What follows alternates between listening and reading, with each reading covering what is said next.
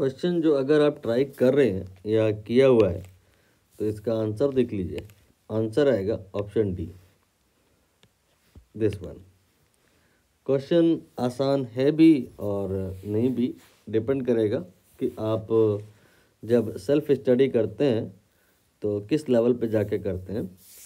ठीक से अगर पढ़ के गए होंगे तो चीज़ें आपको याद रहेंगी, तब फिर ये क्वेश्चन बहुत इजी है। नहीं तो फिर एग्ज़ाम में ये अगर याद नहीं है चीज़ें, स्टैंडर्ड रिजल्ट होते हैं वो याद नहीं है, तो फिर एग्ज़ाम में हो तो जाएगा क्वेश्चन, लेकिन फिर इस एक क्वेश्चन के चक्कर में 2-4-10 क्वेश्चन छूट जाएंगे। मैं हर प्रकार से एक्सप्लेन कर देता हूँ। पहले मैं कुछ स्टैंडर्ड रिजल्ट आपको बता देता हूँ जो आपको याद कर लेने चाहिए। तरीके अपने अलग अलग हो सकते हैं बट बेसिक थीम वही है।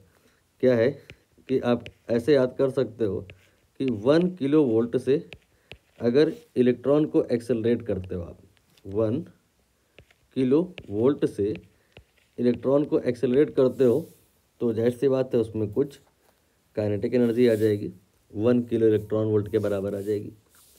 एंड करस्पॉन्डिंग टू दैट उसमें मोमेंटम भी होगा, एंड उस मोमेंटम के करस्पॉन्डिंग उसमें डी ब्रॉगली वेवलेंथ भी होगी। और वो कितनी होगी ये आपको रिकमेंडेड है कि याद करके जाएं एग्ज़ाम में। तो क्या होगा कि आपको एग्ज़ाम में lengthy calculation regarding electron and compare to that करनी नहीं पड़ेंगे। अब यहाँ पर जैसे मान लेते हैं इन फ्यूचर ऐसा हुआ कि पार्टिकल जो है 1 किलो वोल्ट से नहीं कोई और वोल्टेज है, लाइक 2 किलो वोल्ट है या 3 किलो वोल्ट है और उससे एक्सेलरेट हुआ है, तो डी ब्रॉगली वेवलेंथ कितनी होगी। तो क्या ऐसा होता है क्या कि ये अगर हम डबल करेंगे तो ये डबल हो जाएगा? नहीं, ऐसा तो नहीं होता है। ये पता कैसे चलता है कि कैसे होता है? अब इसके लिए आपको मैथमेटिकल एनालिसिस करनी पड़ेगी। लैम्डा जो होता है वो होता है h/p, और जो p होता है वो होता है स्क्वायर रूट ऑफ 2mk, और जो k होता है काइनेटिक एनर्जी ये होता है अंडर रूट में आ जाएगा, k की जगह रख रहा हूँ मैं q/v। यहाँ पर आपको समझ में आया कि जो लैम्डा है डायरेक्टली प्रोपोर्शनल टू 1/√v है।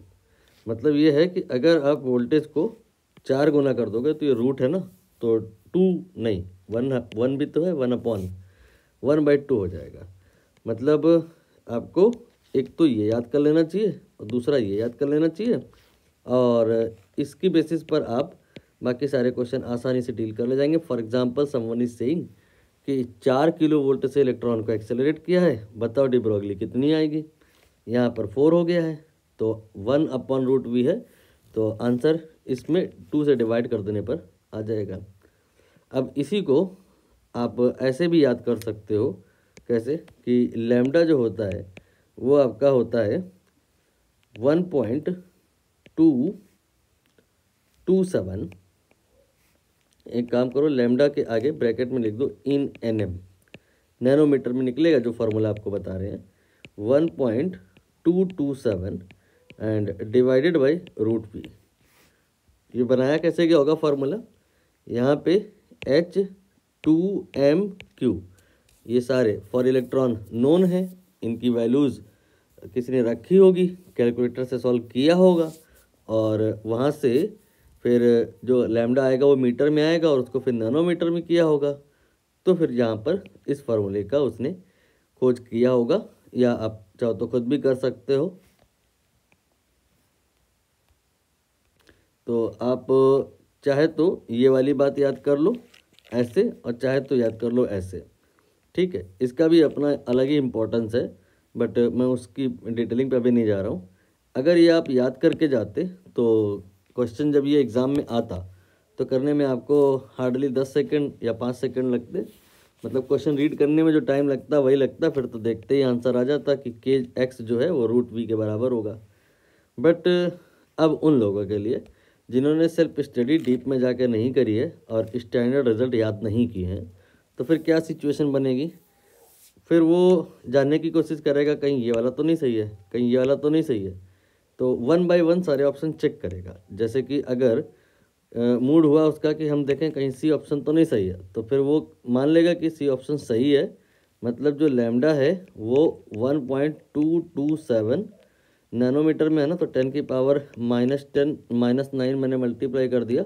अब ये आपका मीटर में हो गया और डिवाइडेड बाई एक्स की वैल्यू रूट के उसने रख दी, ठीक है। और चेक करेगा कि ये फार्मूला सही है या कि नहीं। तो यहाँ पर वो क्या करेगा, इस फार्मूले से अप्रोच करेगा। यहाँ पर ये वाला देख रहे हैं आप, इसमें देखिए रूट के आ रहा है 2m और h, ये सारी वैल्यूज़ नोन होती हैं। और वो रखेगा, सॉल्व करेगा और देखेगा कि इतना आ तो नहीं रहा है, नहीं आएगा, तो इससे प्रूफ हो जाएगा कि ये ऑप्शन गलत है। फिर इसके बाद में यहाँ पर जैसे यहाँ पर इससे अप्रोच करें, मतलब x की वैल्यू अगर हम मान के चलें ऑप्शन ए है, इन दैट केस यहाँ पर √m रखा जाएगा और इसकी तुलना फिर इससे करेंगे।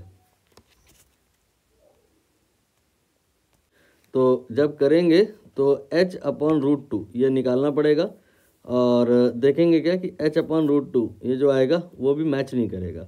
ओनली डी ऑप्शन लंबी लंबी कैलकुलेशन करने के बाद समझ में आएगा कि वो मैच करेगा।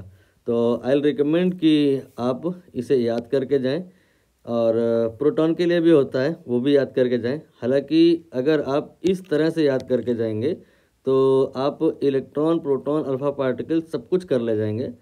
उस बात पर हम डिस्कशन कभी बाद में कर लेंगे। आपको एटलीस्ट ये तो हर हाल में याद ही होना चाहिए।